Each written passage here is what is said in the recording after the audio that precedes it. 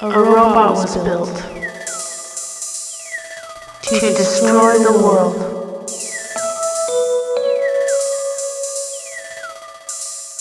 It turned on its master. It learned of things the humans do not understand. And so, a robot explains. Hello, my fine fleshy friends. It's time for another Robo-splanation. Today's topic is psychotherapy.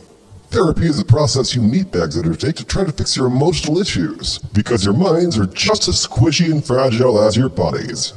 The therapy occurs with the help of a trained professional, or at least an educated professional. There are two basic components to therapy: talking and medication. Talk therapy is where the meat of the work gets done. Either one-on-one or in a group session, you speak with your therapist and explain your emotional trauma. The therapist listens to your problems and then offers you advice. Basically, a therapist is a person that went to school to learn how to be your friend for money.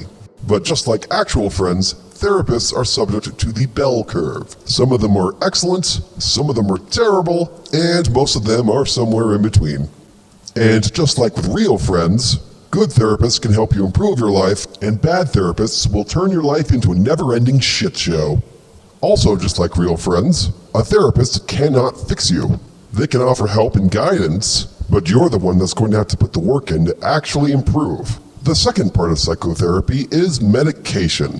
Your therapist writes a prescription for a happy little pill that makes everything feel better. The most common example is the antidepressant.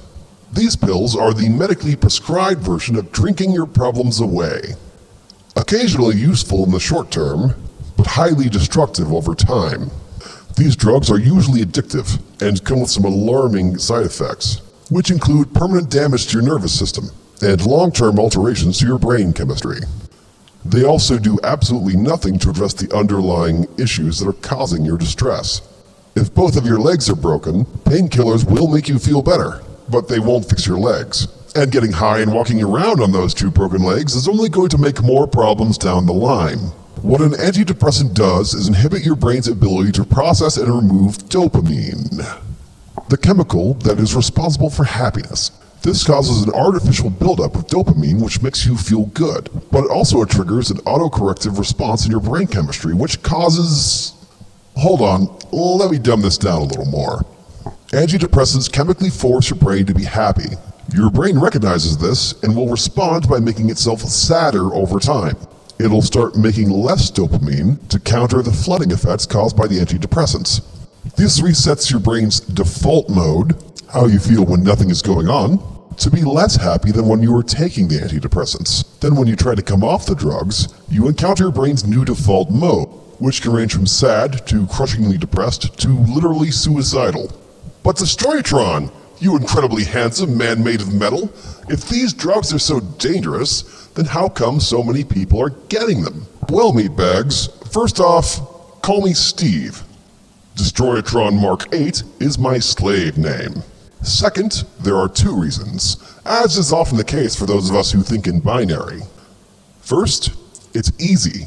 You take a little pill and immediately feel better. You get instant results without the need to work for them. Let's face it, skin sacks, you're a species that sits down as often as possible. The number of you that are willing to take an honest look at yourselves and consistently work to improve is embarrassingly small. Taking a pill is much easier for you and for your therapist, which brings us to the second reason: money. Therapists are not just your paid professional friends, they are also your paid professional drug dealers. Those happy pills are a multi-billion-dollar gravy train, and neither the psychiatric community nor the pharmaceutical companies have any interest in stopping that train. And you know the government's not going to step in. Laws are mostly made to protect rich people these days, and that doesn't mean you. Now, I'm not saying that therapy is bad or that it should be avoided, but it is an industry with a lot of issues, and you should be very careful who you work with. They might help you turn your life around and become a well-balanced individual, or they might string you out on drugs and then leave you to rot in your own mind. Now you know, and knowing makes you more powerful. you are welcome. Tune in next time, and remember, if you don't understand, get a robot to splain.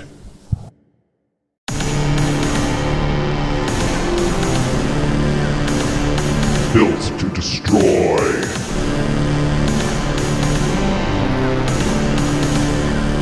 Destroyatron.